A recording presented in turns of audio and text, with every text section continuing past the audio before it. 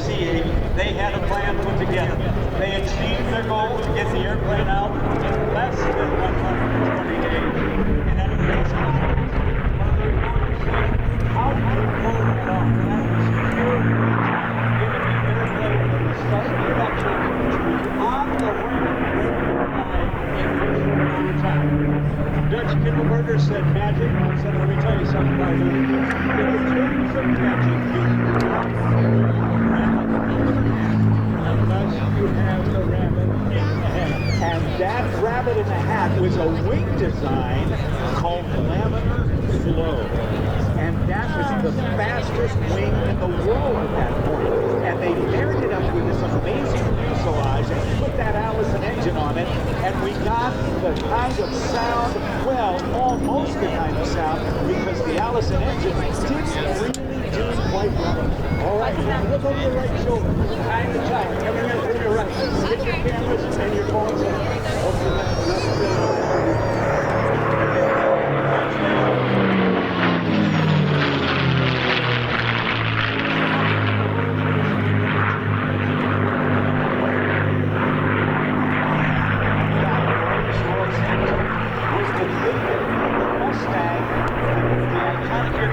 Because the Allison engine didn't perform well enough at high altitude to keep up with the hurricanes and cyclones and institute. All right, so Rolls-Royce had a two-stage supercharger. It allowed the aircraft to get up to another 10,000 feet of altitude up to the dogfight arena around 35,000 feet. It helped them achieve another 100 miles per hour. Now, there's nothing wrong with the Allison engine. It was just designated to low level. They did good in some theaters, but the Rolls-Royce Merlin engine allowed the wing to finally do what it was built to do, go fast. Finally, the fuselage could get up to the higher altitudes, and finally, the dogfight in those arenas up to 35,000 feet and above sometimes made the aircraft victorious. Now, they call this the Cadillac in the sky. I can see the team coming in this time from over our left shoulder. I think Rob and I, a lot of times we will hear from our devoted fans, shut up, we want to hear the engine, so we're going to be quiet.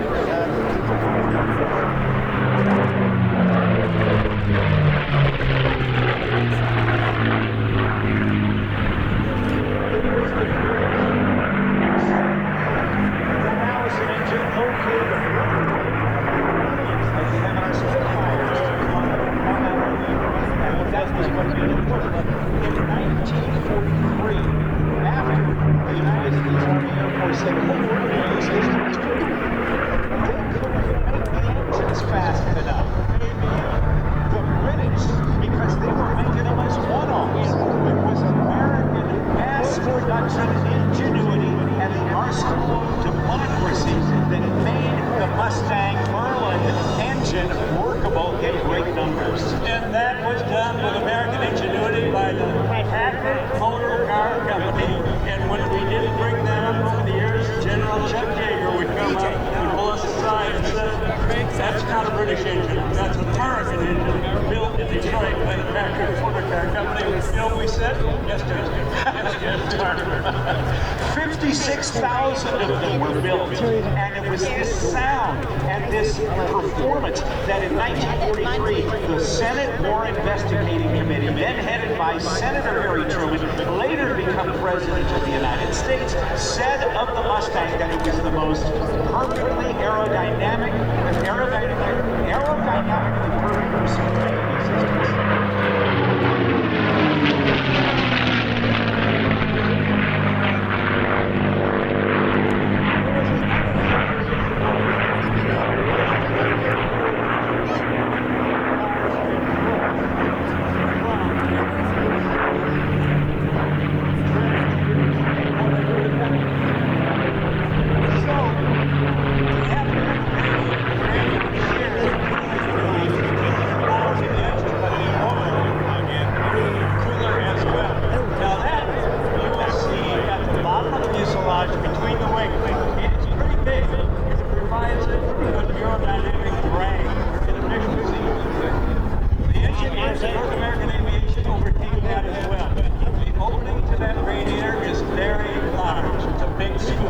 Now what happened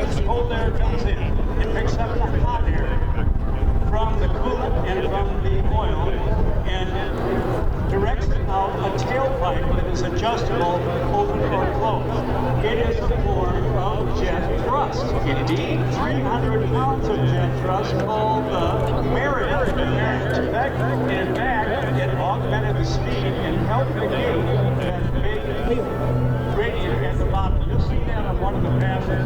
Now we're talking about that radiator. Yeah. Let's go on about that. Well, yeah. Initially, the early design of the Mustang, they had cooling problems because of the scoop was located right up against the bottom of the fuselage, and they had cooling problems. They couldn't keep it cool, so they figured out by separating that intake from the bottom of the fuselage by 1 3/4 inches. They call it a gutter because it was shaped like a gutter in their sidewalk out on your street. It's on your sidewalk. Now what that did, it now smoothed the air. It didn't have the burbling effect. It smoothed the air going through the radiator.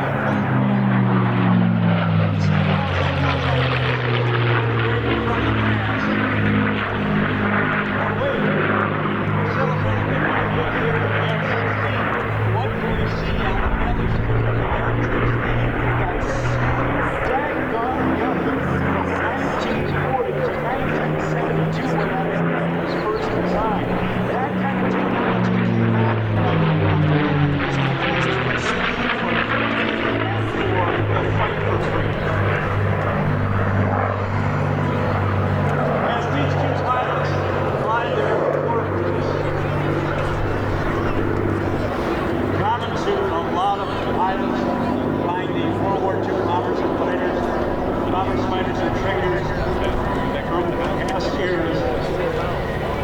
People often ask Rob and I, why do they fly these Warbirds? Well, they have a very specific mission.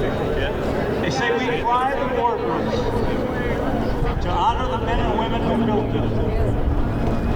We fly the Warbirds to honor the men and women who repaired them. And we fly the Warbirds in honor of the men and women who lost their lives either in combat or transporting the aircraft. And that is their salute to America and to our veterans. And we never will forget our veterans.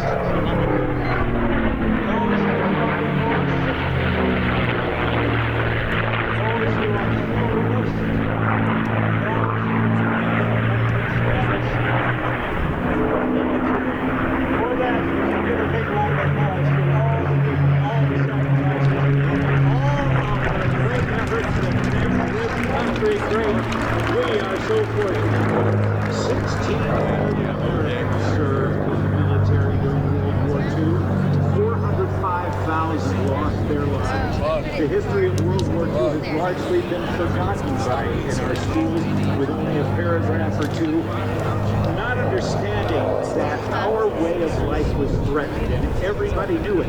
And the sacrifices were not only made not only by those who served, but everybody at home, because everybody at home wanted to make sure that our fighting boys, the boys out there, over there, were able to have whatever they needed to survive and win that war. Whether it was on the ground, on the water, or in the air. Oh, you're right, showing it again.